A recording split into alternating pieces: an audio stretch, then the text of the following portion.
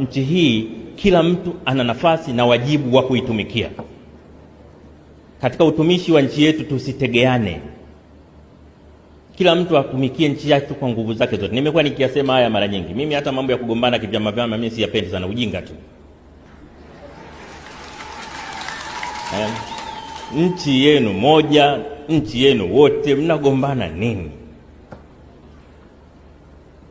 Mtakuwa mashahidi. Hata nilipokuwa katibu mkuu wa chama, nikisikia mwana CCM ameongea maneno ya hovyo zidi ya upinzani, nilikuwa nakemea mara moja, kwa sababu ni ujinga tu.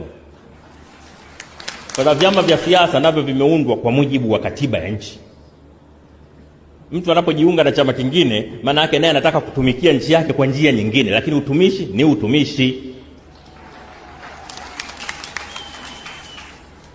Kwa hiyo nitumie jukwaa hili kuwaombeni sana waumini na Watanzania wote kutambua kwamba tuna wajibu wa kipekee. Tunamheshimu sana Kardinali Pengo kwa kazi kubwa aliyofanya, na hasa kwenye kuanzisha vyama vingine vya siasa waliopo, naomba tusimame.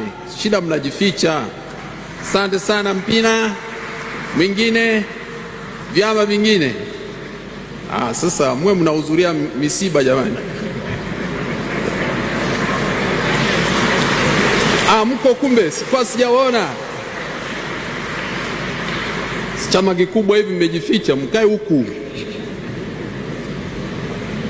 Asante sana.